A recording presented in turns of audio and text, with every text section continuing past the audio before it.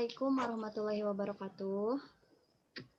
Waalaikumsalam. Waalaikumsalam warahmatullahi wabarakatuh. Pertama-tama, marilah kita panjatkan puji dan syukur kehadirat Allah Subhanahu wa Ta'ala, yang mana pada kesempatan kali ini, pada hari ini, sampai detik ini, alhamdulillah ya, kita semua masih diberikan kesehatan. Kita masih bisa bertatap muka walaupun via daring karena terhalang oleh pandemi, dan mudah-mudahan semoga pandemi ini cepat berlalu. Semoga kita bisa kembali bertatap muka. Sholawat beserta salam semoga selalu terlimpah curah kepada junjungan kita Nabi besar Muhammad SAW. Baik semuanya, apa kabar? Sehat? Alhamdulillah sehat, Bu. Alhamdulillah sehat, Ibu. Alhamdulillah. Nah, baik, sebelum kita memulai kegiatan konseling pada hari ini agar berjalan dengan lancar, kita awali berdoa bersama. Semoga apa yang kita lakukan, kegiatan apa yang sedang kita lakukan bisa berjalan dengan lancar. Sebelumnya di sini apa ada yang bersedia memimpin doa? Ya? Bu. Boleh, Sophie. Silakan. Ya teman-teman, sebelum memulai kegiatan, alangkah baiknya kita berdoa dulu. Doa menurut kepercayaannya masing-masing, berdoa di dalam hati, mulai.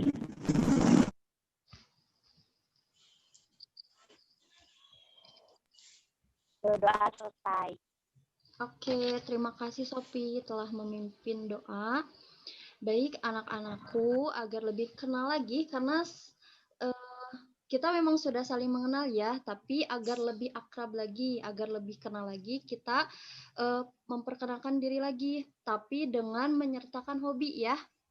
Ibu kasih contoh nih, misalnya, hai teman-teman, nama Ibu Fatma Hopipah, kalian bisa panggil Ibu Fatma, hobi Ibu belanja misalnya ya.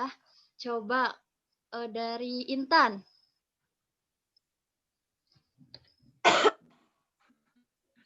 Coba Intan kenalin diri. Halo teman-teman. Hai Intan. Bisa sebutkan Hai nama teman-teman, nama saya Intan Nuraini. ya. Saya dipanggil Intan, hobi saya main dan main. Oh, main ya, hobinya ya Intan ya. Baik, selanjutnya coba Adinda. Hai teman-teman, perkenalkan nama saya Adinda Nurrohma, hobi saya mendengarkan musik. Oke, baik. Selanjutnya Sophie. Halo teman-teman,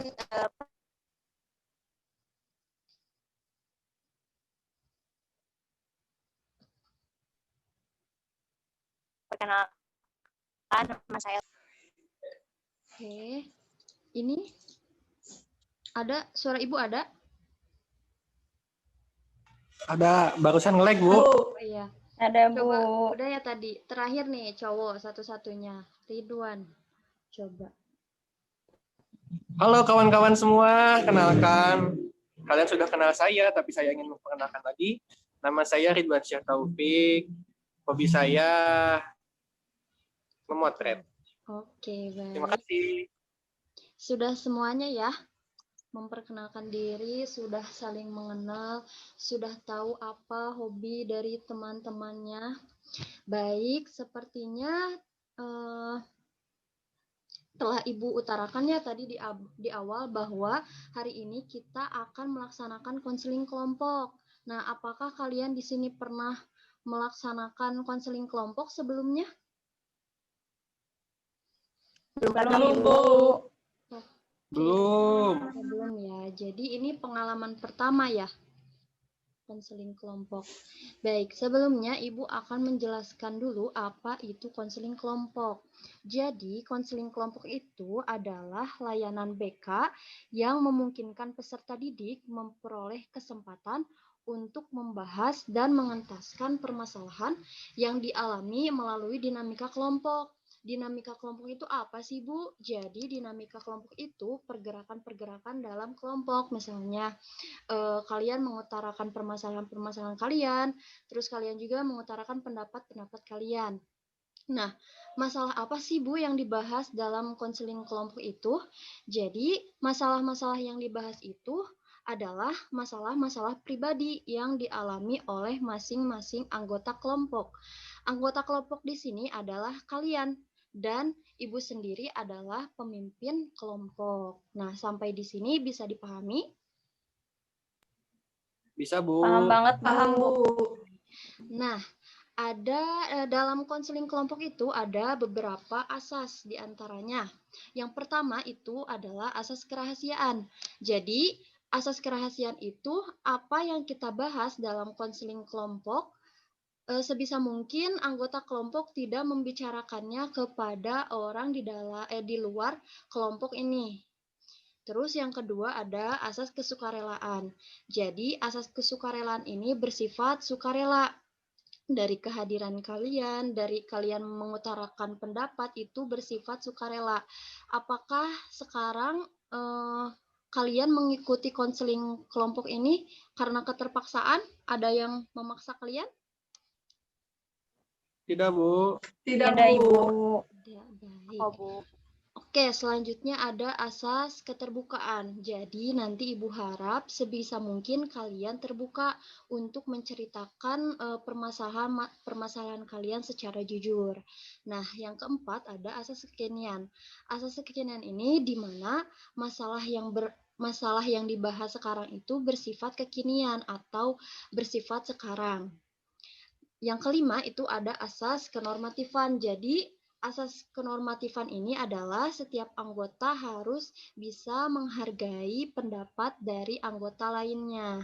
Dan yang terakhir ada asas kegiatan, di mana konselor saya sendiri itu menciptakan suasana yang baik agar konseling berjalan dengan semestinya, khususnya untuk mengatasi permasalahan-permasalahan. Apakah sampai di sini cukup dipahami? Cukup Paham, paham, Bu. Bu. Baik. Dilanjut. Nah, lalu untuk waktu nih, kita sepakati konseling kelompoknya kita batasi selama 30 menit. Nanti apabila permasalahannya belum selesai, kita lanjutkan ke konseling berikutnya. Apakah setuju waktunya kita batasi 30 menit? Setuju, Bu. Setuju. Baik. Boleh, Bu, boleh. Berarti kita sepakati ya 30 menit. Nah, sekarang apakah sudah siap memasuki tahap kegiatan? Siap? Siap, Bu. Siap, Ibu. Oke, siap. Kalau begitu, kita mulai saja ya konseling kelompok pada hari ini. Seperti yang telah Ibu utarakan tadi di awal, kita akan membahas satu persatu masalah yang dialami oleh setiap kelompok. Nah, terkait ITP yang pernah Ibu berikan waktu itu melalui G-Form, apakah kalian ingat kita pernah mengisi ITP? Ingat, Bu. Ya, Ibu. Ingat, Bu. Baik, nah ternyata anak-anakku hasil dari ITP itu menunjukkan bahwa kalian ini memiliki motivasi belajar yang rendah, sehingga di sini Ibu mengundang kalian untuk melaksanakan konseling kelompok untuk meningkatkan motivasi belajar kalian masing-masing. Nah, nanti permasalahan apa aja sih yang kalian alami itu kita akan bahas bersama di sini. Nah, jadi sekarang yang pertama, silahkan kalian utarakan permasalahan kalian masing-masing. Nanti akan dipilih permasalahan yang paling urgent atau yang paling penting nih untuk kita bahas terlebih dahulu. Baik nih, sekarang Ibu tunjuk dulu mungkin ya. Yang pertama silahkan itu Sophie. Coba Sophie ungkapkan permasalahan apa yang terkait dengan motivasi belajar Sophie yang rendah. Ya, Bu, terima kasih. Ya, Bu, benar, Bu. Sophie itu memiliki motivasi belajarnya kurang sih, Bu, karena kan Sophie menyadari bahwa Sophie itu kurang belajar kalau di rumah. Terus setelah pulang sekolah, Sophie nggak belajar. Terus seringkali Sophie dihukum karena nggak ngerjain tugas, Bu. Oh, jadi permasalahan dari Sophie itu merasa tidak memiliki motivasi belajar untuk mengerjakan tugas ya. Oke, baik. Selanjutnya coba ke Intan. Coba utarakan Intan. Jadi Bu, kan saya itu senang banget mainin handphone kayak Instagraman, Facebookan, terus main game juga. Nah, jadi aku tuh nggak punya waktu buat belajar, buat ngerjain tugas. Jadi nggak ada dorongan buat ngerjain tugas kayak gitu Bu. Oh, jadi permasalahan dari Intan itu di HP ya, yang membuat motivasi belajar Intan itu rendah. Betul Bu. Baik. Coba sekarang ke Adinda. Ya Bu, gini kan saya tuh awalnya prestasi nilai saya di kelas tinggi gitu.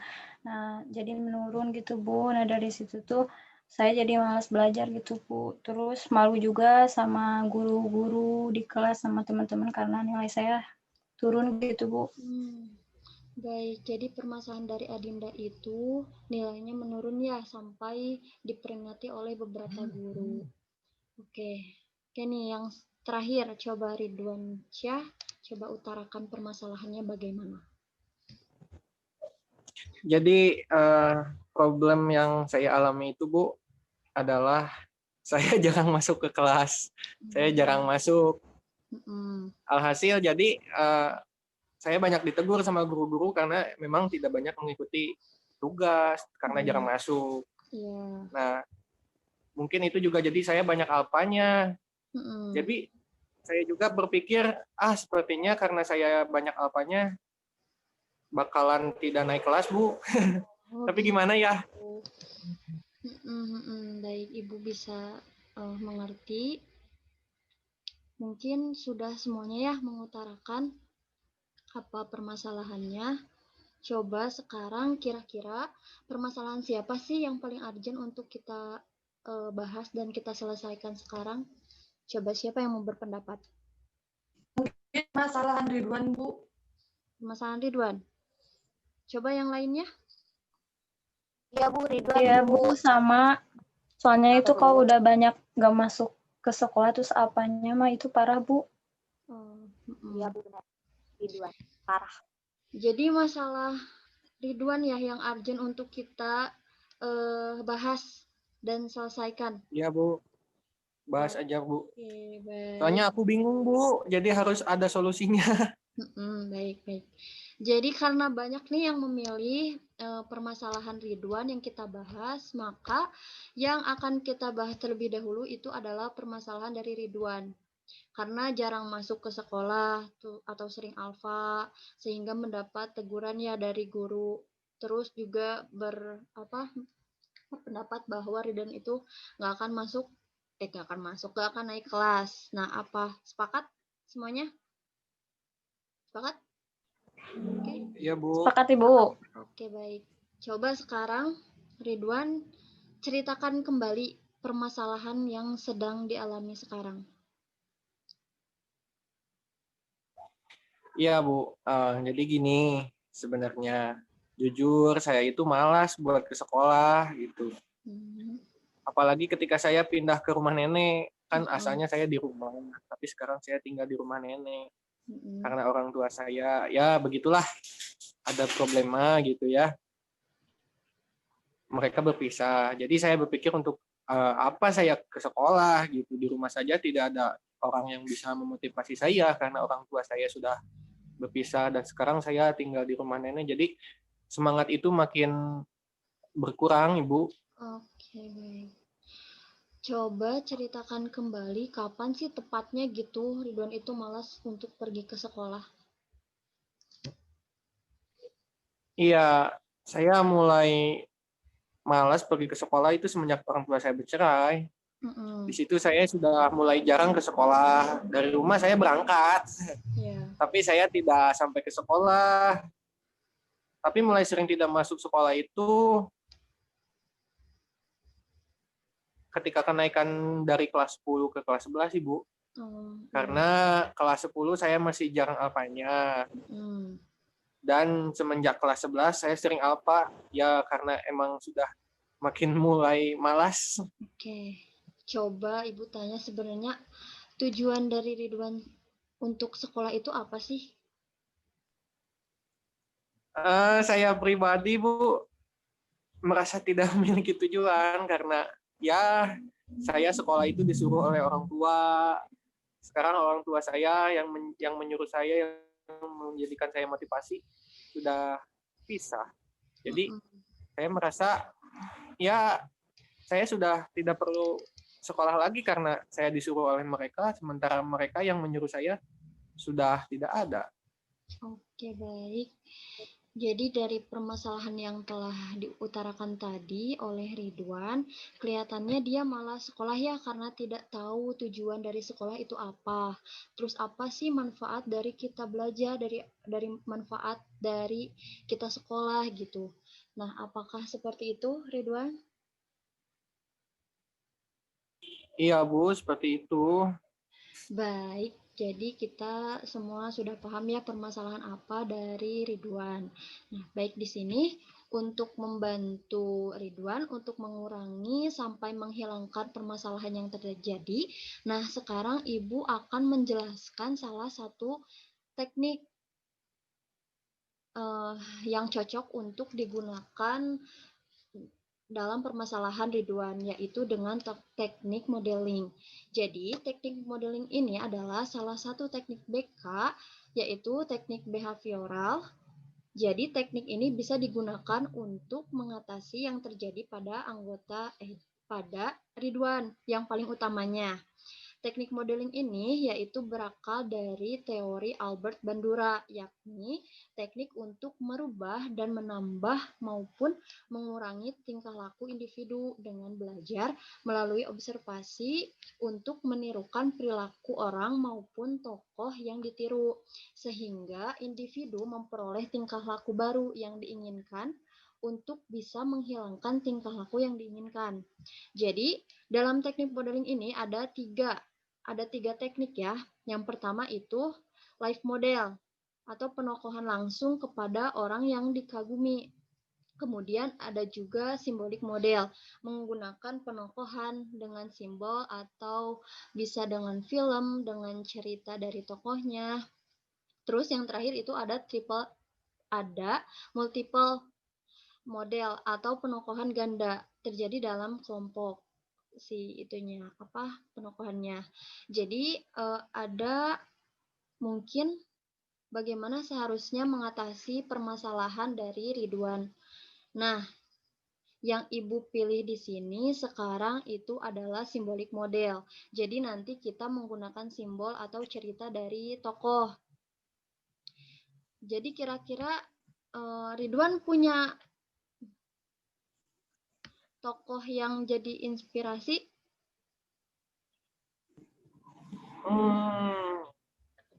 Kayaknya sih tidak ada, Bu, karena ya saya tidak mempunyai sih.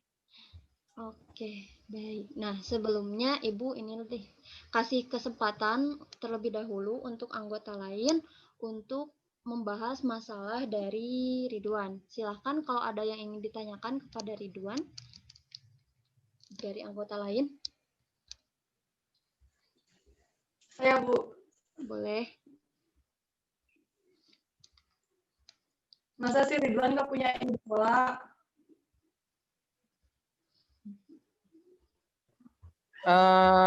Ya pasti, cuma yang saya dengarkan ya kadang saya bohong juga pada orang tua saya kalau pada hari itu tidak ada guru yang akan mengajar. Lalu karena saya bangun kesiangan, tadi apa daripada saya nanti yang dihukum. Intan tanyakan? Bentar. Gimana, Bu? Tadi Intan tanya apa? Aku ketawa. Gimana Intan? Tadi apa yang ditanyakan? Coba Ridwan kurang fokus Ya, Intan nih. tadi aku barusan ada yang manggil. Oh, baik. Apa-apa, coba Intan apa tadi yang Intan tanyakan? Jadi gini, kan tadi Ridwan bilang dia nggak punya idola, tapi malah saya sih nggak punya orang yang ia gemari. kayak Oh, gitu. katanya masa sih Ridwan gak punya idola? Ada nggak yang diidolakan? Ada, tapi Nggak tahu. ya itu tidak, tokoh yang saya idolakan tidak membuat saya jadi ingin ke sekolah, malah jadi malah membuat saya makin malas jadinya. Coba nih, Begitu. ada pertanyaan lain nggak dari teman-teman? Saya Bu, Oke, Sophie boleh. buat Ridwan kan jarang masuk sekolah ya. Terus apa nggak dimarahin gitu ya sama orang tuanya kalau Ridwan itu nggak masuk sekolah?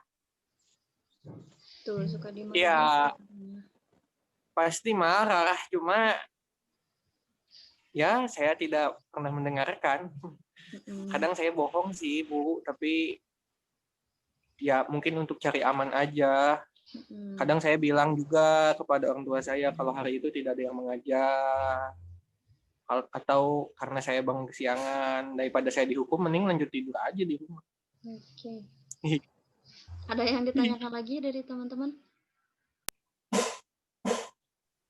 Saya Bu. Baik, Adin coba. Ridwan, gimana reaksi orang tua Ridwan kalau Ridwan itu ditegur sama guru gitu?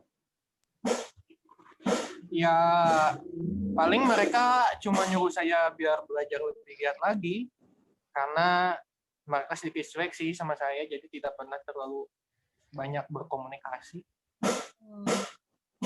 Baik ya, sekarang apakah ada yang bisa ngasih solusi gitu sama Ridwan, sama permasalahan Ridwan? Ngasih jalan keluarnya? Ada yang ingin menyampaikan pendapatnya tentang permasalahan Ridwan? Baiknya seperti apa? Ada? Ada nggak? Ini Intan keluar ya? Intan keluar. Iya Bu, kayaknya sinyalnya Bu. Oke, baik. Kalau misalnya nggak ada, Ibu sekarang mau ngeliatin foto, cuma kalaupun diliatin kayaknya kalian udah tahu deh siapa ini. Coba bentar. Share screen. Siapa, Bu? Chat. Aduh, susah. File. Susah, sedikit susah. Coba bentar. Ibu sebutkan saja deh. Kalian tahu Hairul Tanjung siapa?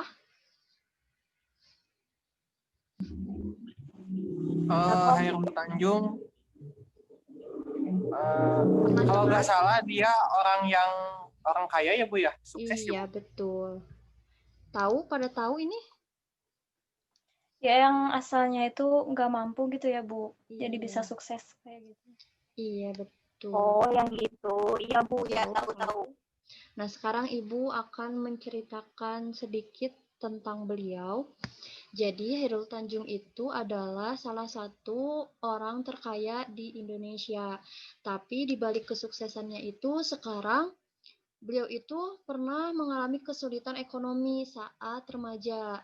Usaha ayahnya itu ditutup secara paksa karena bertentangan dengan penguasa pada saat itu. Nah, ayahnya ini adalah seorang wartawan yang mengelola usaha penerbit surat kabar, tapi masih dalam skala kecil. Karena usahanya ditutup, rumah tempat tinggalnya pun harus dijual. Nah, alhasil mereka sekeluarga harus pindah ke sebuah kamar yang sangat sempit di daerah Jakarta Pusat. Tapi karena kepintarannya, beliau Hairul Tanjung ini berhasil masuk ke Fakultas Kedokteran Gigi di Universitas Indonesia. Namun, karena mereka masih kekurangan, orang tuanya kesulitan membayar uang kuliah, tapi Hairul Tanjung ini tidak tinggal diam gitu. Beliau memanfaatkan ruang sempit di bawah tangga kampus. Beliau ini membuka usaha fotokopi. Namun seiring berjalannya waktu, beliau sampai sukses gitu menjadi salah satu orang terkaya di Indonesia. Nah, jadi beliau ini termasuk orang yang sebelumnya bisa dibilang tidak kaya gitu ya. Jadi sangat mustahil untuk bisa berkuliah di UI, apalagi di Fakultas Kedokteran. Yang kita ketahui ya semuanya bahwa di Fakultas Kedokteran itu tidak membutuhkan biaya yang sangat besar gitu. Tapi karena semangat dari beliau yang tinggi, akhirnya beliau ini bisa sukses. Nah, dari beberapa prinsip yang pernah Ibu dengar, yang pernah Ibu lihat di beberapa berita, salah satu tips atau langkah-langkah beliau dari yang asalnya memiliki biaya yang pas-pasan itu, atau bisa dikatakan mungkin miskin ya, sampai bisa berkuliah di UI, dan sekarang bisa menjadi orang terkaya, salah satu orang terkaya di Indonesia, yaitu salah satu prinsipnya dengan bekerja keras. Beliau selalu bekerja keras, kemudian beliau memiliki mimpi yang sangat besar. Nah, beliau ini selalu melawan rasa malasnya, sehingga ketika beliau malas untuk belajar, maka beliau selalu mengingat kembali apa sih tujuan dari beliau untuk belajar gitu. Jadi, yang pertama yang perlu kita tahu agar kita semangat belajar itu adalah kita tahu apa tujuan dari kita belajar. Nah, tadi Ibu telah menjelaskan sedikit tentang Chairul Tanjung. Coba apa yang bisa kita ambil dari cerita Chairul Tanjung? Coba Ridwan Syah. Jadi gini ya Bu ya, yang dapat saya ceritakan kembali dan dapat saya ambil hikmahnya, yaitu adalah sosok Chairul Tanjung ini kan adalah orang yang terkaya di Indonesia salah satunya, dan dia orang yang bekerja keras. Walaupun dengan keadaan ekonomi yang pas-pasan pada awalnya, dia bisa menjadi orang sukses karena sejak remaja beliau sudah memiliki mimpi yang besar. Beliau melawan rasa malasnya dengan mengingat tujuannya untuk sukses di kemudian hari, Bu. Baik, yang lainnya apakah ada yang ingin menceritakan kembali? Ingin berpendapat? Boleh, Sophie? Mungkin tadi kan dari sosok model kayak gitu bisa diambil contohnya, mungkin bisa dikaitkan sama Ridwan. Nah, Ridwan kan jarang masuk sekolah. Nah, Ridwan boleh nih diterapkan untuk apa sih cita-cita Ridwan yang ingin Ridwan gapai gitu, Ridwan impikan gitu. Ridwan juga harus melawan rasa malas Ridwan ketika nggak mau masuk sekolah kayak gitu, Ridwan. Oke, terima kasih Sophie. Yang lainnya ada? Oke, terima kasih Sophie. Yang lainnya ada yang ingin berpendapat?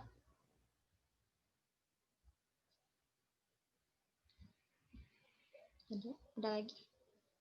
Adinda ingin berpendapat?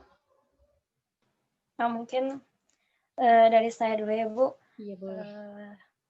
Menambahkan juga dari Sophie gitu ya, sama gitu Ridwan, sebaiknya walaupun ya kita tahu gitu ya sekarang permasalahannya orang tua Ridwan udah berpisah gitu, tapi kita harus bisa lebih apa ya, tenang gitu, berpositif thinking terus. Ridwan harus mikirin diri Ridwan juga ke depannya gitu. Cita-cita Ridwan ke depannya mau seperti apa, sama kata Sophie tadi, harus semangat gitu ke depannya untuk masa depan Ridwan gitu. Walaupun dalam kondisi ya gitu orang tua Ridwan sudah berpisah gitu. Tapi semangat Ridwan jangan sampai putus gitu untuk belajar. Oke, baik. Terima kasih Adinda. Oke, karena Intan keluar masuk ya sinyalnya mungkin ya. Oke. Mungkin dari yang sudah kita bahas, Ibu harapkan semoga semuanya bisa menerapkan dari apa yang sudah kita ambil pelajarannya dari cerita Hairul Tanjung. Nah, jadi jelas ya apa yang sudah kita diskusikan pada hari ini? Sudah jelas? Jelas, Bu. Oke, Jelas baik. banget, Bu. Nah, sekarang untuk melihat sejauh mana efektivitas konseling kelompok hari ini, Ibu minta nanti kalian mengisi G-form ya, yang akan Ibu bagikan di WhatsApp group. Ada yang ingin ditanyakan sebelumnya? Tidak? Cukup, Bu. Tidak, Bu, cukup, Ibu. Ya, karena waktunya juga hampir sudah selesai. Nah, sebelum kegiatan ini Ibu tutup, Ibu ingin mengetahui nih apa kesan dan pesan kalian sebagai anggota kelompok setelah mengikuti kegiatan pada hari ini. Coba siapa duluan nih yang mau memberikan kesan dan pesannya? Aku, Bu. Boleh, Ridwan? Ya, saya kesan pesan hari ini setelah mengikuti pertemuan kelompok ini, konseling kelompok ini, saya merasa akan menjadi orang yang lebih baik lagi dari setelah ini. Mungkin permasalahan saya bisa dapat saya atasi setelah mengikuti kelompok ini. Terima kasih semuanya yang telah memberikan saran, memberikan masukan untuk saya. Terima kasih juga kepada Ibu yang sudah memberikan contoh untuk memberikan contoh oleh saya supaya saya menjadi pribadi yang tidak malas-malasan dan menjadi yang lebih baik lagi. Terima kasih semuanya. Baik, terima kasih Ridwan. Selanjutnya ada yang ingin Mungkin Adinda dari siapa? Menyenangkan ya gitu. Jadinya Adin tahu gitu ya. Nilai turun itu tuh tidak apa ya, harusnya menjadi tolak ukur gitu motivasi saya untuk bisa mencapai prestasi yang lebih tinggi lagi gitu. Jadi jauhkan yang namanya rasa malu, insecure, yang tidak percaya diri kayak gitu. Soalnya ternyata banyak di sini, apalagi tokoh-tokoh orang Indonesia yang sangat berpengaruh gitu ya Bu. Seperti Hairul Tanjung tadi ya, sukses gitu dari nol dia gitu. Dari yang tidak punya apa-apa. Oke, baik. Cukup, Adin. Selanjutnya, Sophie. Oleh aku, Bu.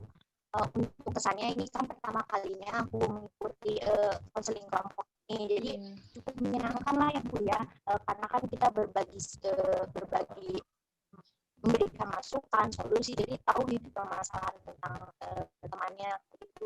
Terus untuk pesannya tetap semangat ya teman-teman, tetap rajin belajar ya teman-teman, semangat. Oke, baik.